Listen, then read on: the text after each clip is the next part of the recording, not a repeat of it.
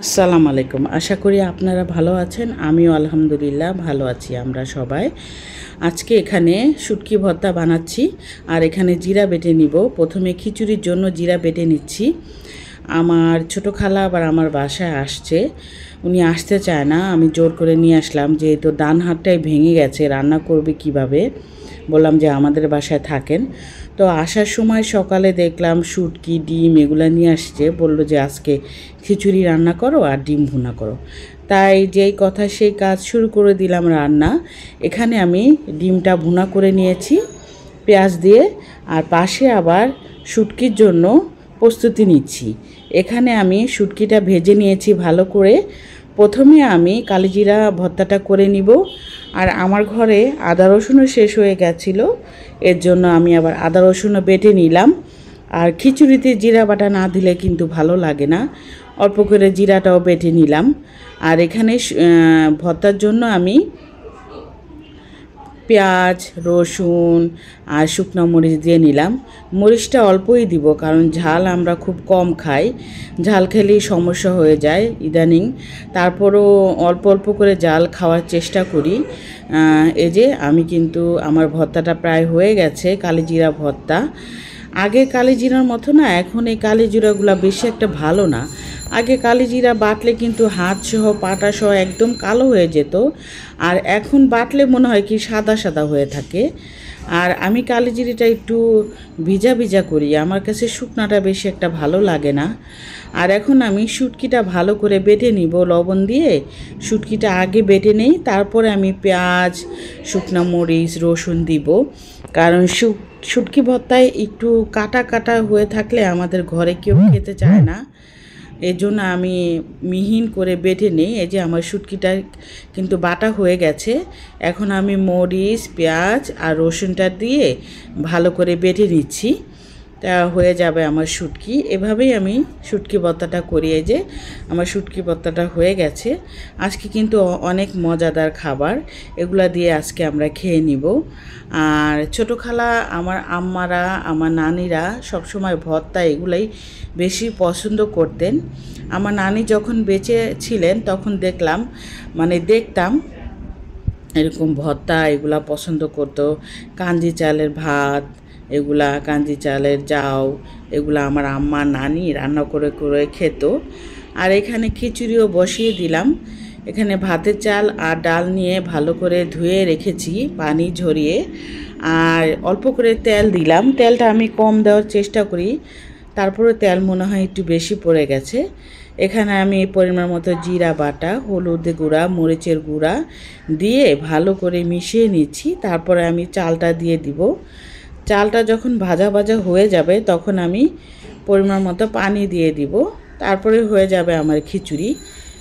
আর দুই বেলার জন্য রান্না করতেছি, রাতে আর কিছু রান্না করব না।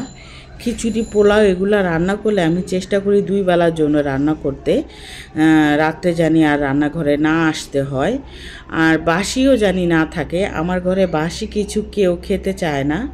এই যে আমি পরিমাণ মতো পানি দিয়ে দিয়েছি, আর ফ্রিজে গাজর ছিল তাই ভাবলাম একটু গাজরও দিয়ে দিই।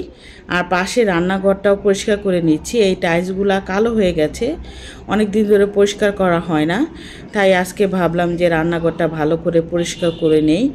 আর রান্নাঘরটা কালকে মুছেছি। রান্নাঘর পরিষ্কার না থাকলে আমার ভালো লাগে না। আমি চেষ্টা করি রান্নাঘরটা সবসময় পরিষ্কার রাখানোর জন্য যতটুকু আমি পারি। আর এই যে এখন আমি সব থালা বাসন এগুলো সব ধুয়ে নিয়েছি।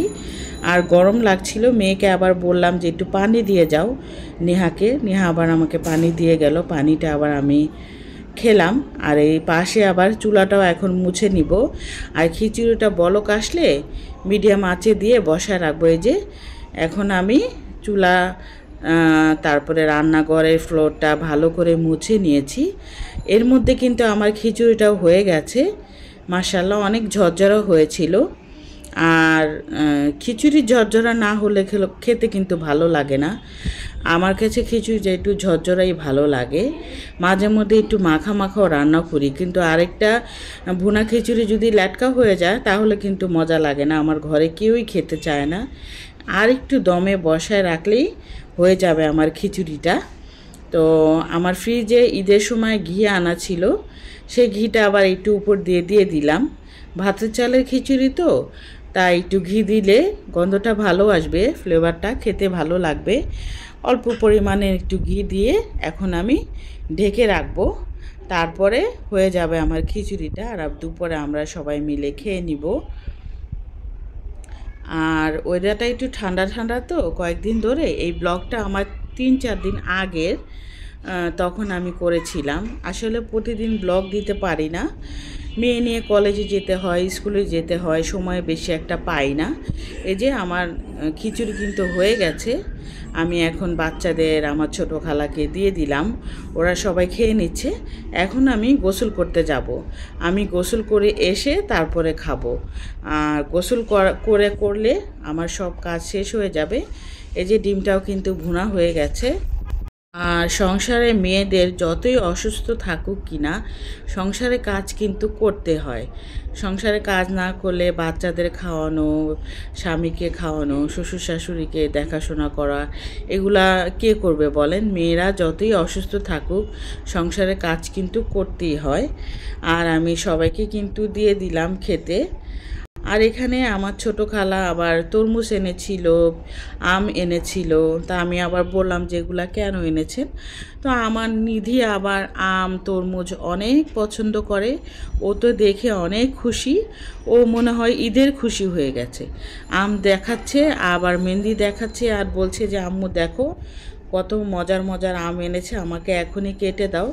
তাই আমি ভাবলাম যে ওকে কেটে দেই, ও যেহেতু আম পছন্দ করে। বছরের প্রথম আম আমরা খেলাম, তাও আবার ছোট খালা ঘরে এনেছে, এর জন্য আম খেতে পারলাম। তো মেয়েকে এখন কেটে দিচ্ছি। আমগুলো খুব ভালোই ছিল, নতুন অনুযায়ী বছরের প্রথম আম। আমি আবার খেয়ে দেখলাম, মিষ্টি ছিল। তো আমার নিধি আবার অনেক আম পছন্দ, নেহাও করে, কিন্তু বেশি একটা না। এই যে আমি কিন্তু গোসল করা শেষ, সবার খাওয়া দাওয়া শেষ, এখন আমিও খেয়ে নিচ্ছি। ভর্তাটা মাশাআল্লাহ এত মজা হয়েছিল। আর এখানে বাচ্চার বাবা আবার ডিম খেয়ে একটুখানি রেখে দিছিল, ডিম আমি নিব না, তাই ভাবলাম যে এইটুক ডিম দিয়ে আমি খেয়ে নেই। আজকের মতো বিদায় নিলাম, আল্লাহ হাফেজ।